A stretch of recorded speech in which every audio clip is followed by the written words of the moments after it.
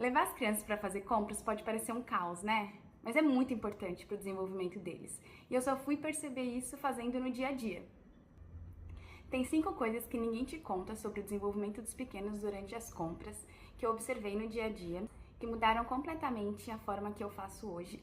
Porque assim, eu sou mãe solo, trabalho e faço faculdade. Então eu já uso a minha rede de apoio para me auxiliar nessas outras atividades do cotidiano. Eu já era acostumada a levar os meus filhos para fazer as compras rotineiras, mercado, feira, alguma loja de conveniência e tal. Mas, como a gente mudou de casa recentemente, eu tive que levar eles em alguns grandes centros comerciais, tipo o Brás. E aí é muito mais complicado, porque, por exemplo, na feira e no mercado, a gente consegue fazer uma contenção de danos, que é, hoje a gente vai fazer feira e aí você pode pegar o que você quiser. Hoje a gente vai fazer mercado, então você pode pegar um item. Agora, quando você vai num centro comercial, que os estímulos são muito grandes, tem muita coisa atrativa, feita para a criança querer comprar, como que você limita o comportamento dele? Ou como que você usa essa situação para ensinar e desenvolver os seus filhos? E foi cometendo alguns erros que eu comecei a perceber essas coisas. Por exemplo, eu já saí com as crianças nesses centros comerciais com valor zero para elas gastarem. E aí o passeio já começava muito chato, muito moroso, com elas querendo ir embora. E aí tudo que eu tinha que fazer era muito custoso, porque elas não tinham estímulo, elas não participavam do passeio. E aí, quando eu comecei a perceber isso, eu falei, vou mudar a tática. Então, quando a gente foi no busca-busca, no Brás, o que eu fiz com eles? Eu limitei um valor para eles. Então, a gente tem que alinhar as expectativas, né? A minha mais velha, ela já recebe mesada. Então, ela já tinha R$ 101 para gastar. E para o mais novo, eu dei R$ 50. Ele tem 4 anos, ainda não tem noção de valor. R$ 31 na minha conta. Então tá ótimo. Mateuzinho, você vai ter R$ 50 pra gastar, tá bom? Com isso, eu comecei a reparar uma coisa muito importante: o desenvolvimento de autonomia deles. E aí, automaticamente a frustração desapareceu. Veio um gás e uma euforia no carro, assim, instantânea. E aí eles começaram a parar de só olhar, começaram a participar. Então por que você não pega? Você quer comprar isso?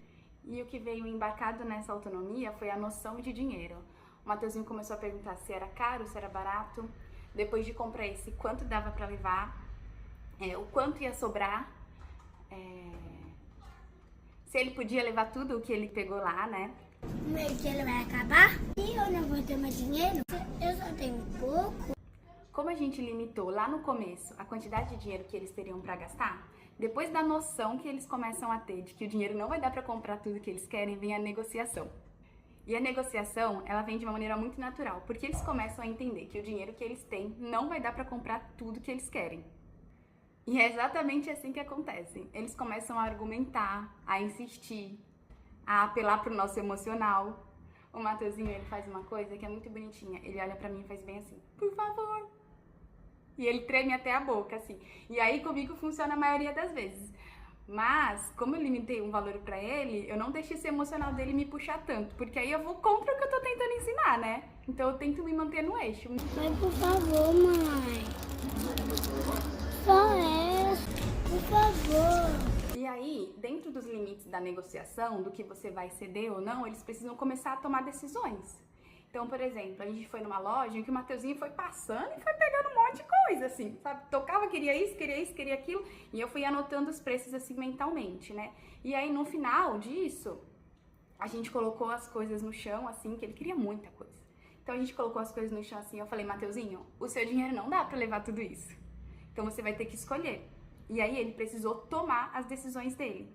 Pode guardar esse, baguete, esses e daqui. Então, esse momento de tomada de decisão é muito importante, porque ensina limites para ele, né? De que por mais que a gente queira e a nossa vontade seja infinita, a gente não pode ter tudo. Limite é uma coisa muito importante para ensinar desde sempre, em todas as áreas da vida, principalmente com dinheiro. Porque a gente que é adulto sabe que dinheiro não leva desaforo para casa, né? Então, se você fez uma dívida aqui, ela vai te acompanhar até você sanar. Então, quando a gente é criança, é importante a gente entender que temos que ter limites. Temos que tomar decisões conscientes com o dinheiro que a gente tem. Por fim, e não menos importante, logo depois da tomada de decisão, fica um pouquinho de frustração. Porque realmente você tem que deixar alguma coisa para trás, realmente não dá para levar tudo, e é muito importante que nossas crianças aprendam a se frustrar. Porque a gente, que é pai e mãe, tem esse sentimento de querer dar tudo que a gente não teve. Só que nesse sentimento de querer dar tudo que a gente não teve, a gente acaba limitando o nosso filho a viver pouca frustração durante a infância deles, né? E se frustrar é muito importante. A escola tem regras, tem limites, no convívio com outras crianças, no parquinho, no convívio com a família, em todo lugar tem limite. E a gente tem que impor esses limites também para ensinar eles a lidar com a frustração. Mesmo diante da alegria de ter comprado coisas novas, a gente tem que ensinar eles a lidar com essa frustração de não ter tudo que a gente quer. Eu vou devolver o quebra-cabeça.